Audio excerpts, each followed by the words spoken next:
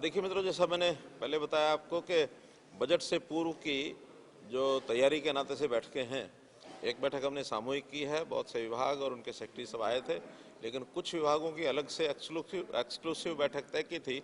उसमें urban local bodies है, rural development है, हेल्थ है, एजुकेशन है।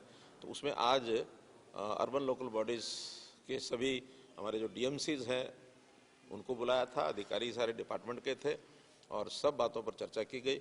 जो अभी तक करते आ रहे हैं उसमें और आगे कैसे बढ़ सकते हैं ताकि एक स्थानीय तौर पर भी हर एक लोकल बॉडी अपने अपने बजट बनाए और उस बजट में जो उनकी अपेक्षाएं हैं प्रदेश से वो रखें। हमारा जब बजट 2 तारीख को उसके एस्टिमेट्स हो जाएंगे, हमने जो उनके लिए एलोकेशन करनी है उसमें हम अपनी ओर से घोषित करेंगे और बाद में 15 तारीख के बाद 15 मार्च से लेकर के और 30 मार्च के बीच में सभी अर्बन लोकल बॉडीज अपने अपने बजट बना करके और उसकी सूचना प्रदेश को भेज देंगे ताकि किसी प्रकार की कोई उनको गाइडेंस देनी है तो उसके बाद वो गाइडेंस भी उनको दे सकें। रियलिस्टिक बजट उनका बने। बजट तो पहले भी बनते हैं, लेकिन ध्यान में यह है कि अभी उतनी गंभीरता से वो बजट नहीं बनाए जाते और रियलिटी से काफ़ी दूर रहते हैं। लेकिन अभी रियलिटी के नज़दीक आकर के बजट बनाएं ताकि प्लानिंग ठीक बने और फिर उनकी अपनी एक जो सेल्फ गवर्नमेंट है उसका एहसास भी उनको हो, क्योंकि इनकम, निश्चित इनकम प्रदेश से, सेंटर से जो फंड्स मिलते हैं वो तो है ही है, अपनी स्वयं की इनकम भी कैसे वो बढ़ा सकते हैं जिसमें से अपने विकास के कामों को तेज़ गति से कर सकें। इसमें जो उनके कमिटेड एक्सपेंसेस हैं वो हमने सुनिश्चित किया है कि जो प्रदेश से हम फंड्स देते हैं उसमें हर महीने कमिटेड एक्सपेंसेस उनको ज़रूर मिल जाए ताकि किसी प्रकार की सैलरी का, बिजली के बिल का, कोई रेंटल कोई एक्सपेंस है उनका, उसमें कठिनाई ना आए, वो रेगुलर काम चलते रहें। और विकास के नाते जो फंड्स इधर से मिलते हैं या फिर वो अपने फंड जितना उनकी इनकम है उसमें से ज़्यादा विकास के काम वो करवा सकते हैं। स्थानीय निकाय जो इकाइयां हैं उन्हें क्या आत्मनिर्भर बनाने की दिशा में कवायद है?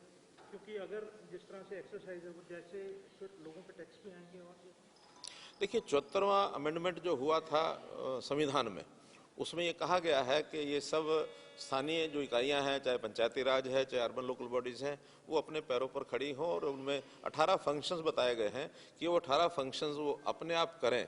उसमें फंड्स केंद्र से भी आते हैं, प्रदेश से भी जाते हैं। हमारा जो स्टेट फाइनेंस कमीशन है उसके माध्यम से हर वर्ष कितने फंड्स जाने हैं, जैसे पिछले वर्ष 6% का एक कमिटमेंट था, इस बार 7% का किया है।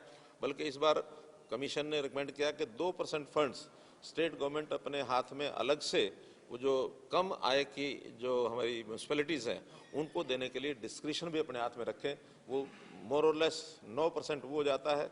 2% जो रजिस्ट्रेशन का यानी जो मिलता है स्टाम्प ड्यूटी, वो स्टाम्प ड्यूटी भी उनको अलग से दी जाती है। और बिजली के जो बिल होते हैं उसमें भी 2% के जो सरचार्ज है वो म्यूनसिपैलिटीज़ के लिए, म्यूनसिपैलिटीज़ के लिए, गांव में, ग्रामीण क्षेत्र में गांव की पंचायत के लिए वो भी रिजर्व किए गए हैं।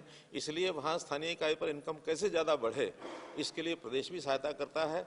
स्थानीय तौर पर कुछ योजनाएं वो बना सकते हैं, लेकिन बहुत बड़ा कोई टैक्सेस का बोझ स्थानीय जनता पर उनके कारण से आएगा ऐसा नहीं है। इसमें गाइडेंस तो स्टेट की ओर से उनको दी जाती है। अभी नई एडवर्टाइजमेंट पॉलिसी हम लेकर के आ रहे हैं, उसमें भी म्यूनसिपैलिटीज़ की इनकम का काफ़ी बड़ा साधन बनेगा।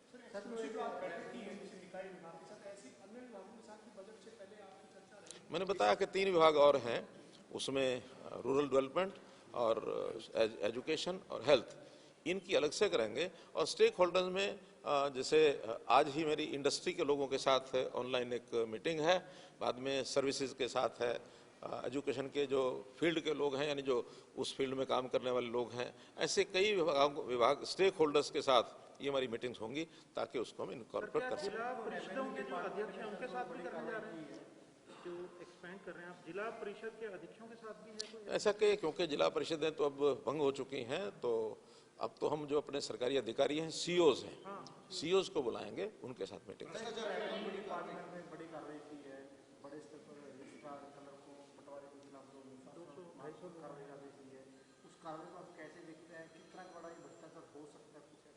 देखिए, क्योंकि मिस हैंडलिंग तो कुछ लोगों ने की है, खास करके हमने भ्रष्टाचार को रोकने के लिए या जो अनप्लैन्ड डेवलपमेंट चल रही थी उसमें 7A को लगा करके, ताकि जो अनअप्रूव्ड कॉलोनीज जो जगह जगह बनने की जो एक प्रवाह चला हुआ था उसको रोकने के लिए नहीं बनाया था।